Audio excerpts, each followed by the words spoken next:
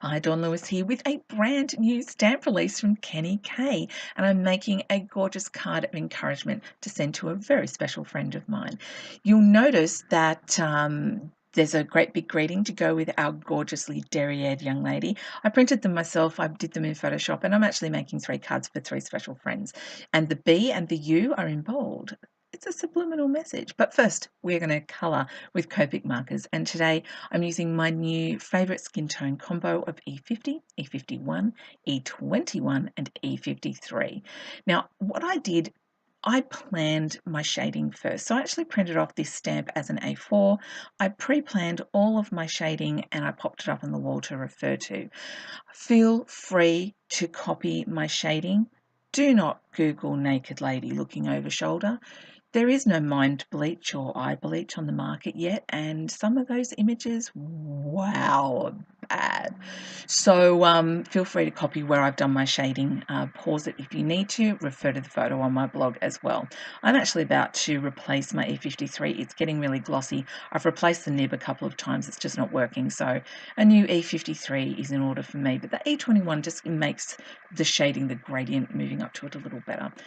I've added lips and cheeks with E21, and I've gone and cleaned up all the areas where the skin tone has gone onto the hair and the towels and things like that. Her eyes are B00, B23 and B37, and her red towel, lips and the soles of her shoes are R14, no, hang on, R21, R22, R05 and R08. Her black shoes are C1, C3, C5, C7 and C9, which is a lot of colours to cram into such tiny shoes. Am I right? She's a brunette and we're giving her that treatment with E70, E71, E74 and E77. Now go over it all over with your E70 and use the E71 to plot out where your shadow goes. Look at the hair and decide what is going over, what is going under, what is casting shadows, where do I want my highlights to be. Of course, feel free to copy mine. But now we're going to put this whole card together. I have a strip of black textured cardstock. It's 12 inches long and 6 inches wide, so that when folded in half we get a great 6x6 card base. The fussy cutting, when you have a small area like this that you need to cut out, do that first. Don't do it last. You could tear all that beautiful colouring work that you did. When you cut it like this, before you cut out all that white card around the figure, is supporting us cutting that small section out. I'm using my small Martha Stewart scissors, but you can use any small scissors that you may have. You'll notice I'm moving the image rather than moving the scissors, and that is the trick to fussy cutting. Move your image. I did decide to take that tiny bit out. Not that it noticed, but whatever. Because I'm not having any stark white on this card, I've gone all around the cut edges with my 100, just a black Copic marker. You could use a black felt tip as well. And I trimmed down a piece of what was supposed to be 6x6 Kaisercraft paper from the, what's it called? It's called Mr. Fox paper pad.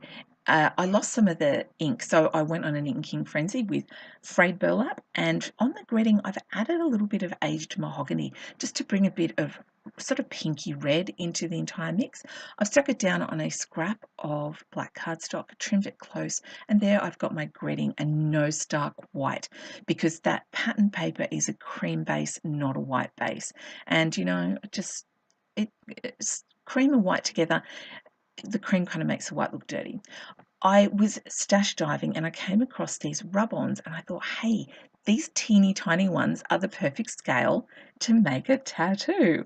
So I've rubbed them on. They're basic grey and they came out really well. They're kind of glossy.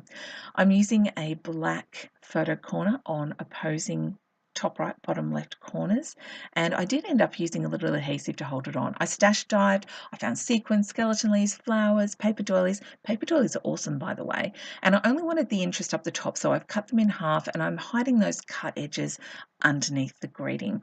Now if I'd been smart, I would have stuck the skeleton leaf down first, because I did make a plan, but I stuck down the white doily and then went, oh, I'm going to need to pull that up. For your skeleton leaf, you only need a little glue up the stem in the center, because you don't want it showing. And now that I've got everything I wanted underneath the greeting on, I can add my greeting to that entire front panel, which is pretty cool. So using the Tombow mono adhesive, I'm going to add on 1 cream flower and 1 red flower. I pretty sure they're both Prima flowers, and I found these really cool kind of creamy iridescent sequins, so I'm just using them wherever the mood strikes, all over. I've also been storing my Tombow mono adhesive upside down to keep the glue near the tip, and it just globbed out everywhere and I wasted heaps, so I don't recommend that.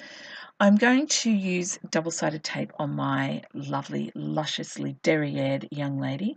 Her name is, this stamp's name is State of Undress, and it's a brand new stamp from KennyK Stamps.com. I'll pop a link to it down below in case you want to get your hands on that. I certainly have a few friends who would appreciate this one. I'm adding just one little bling into the center of each flower, and that's it. Our card is done. Not super complicated, but it looks a little bit fussy, which I love.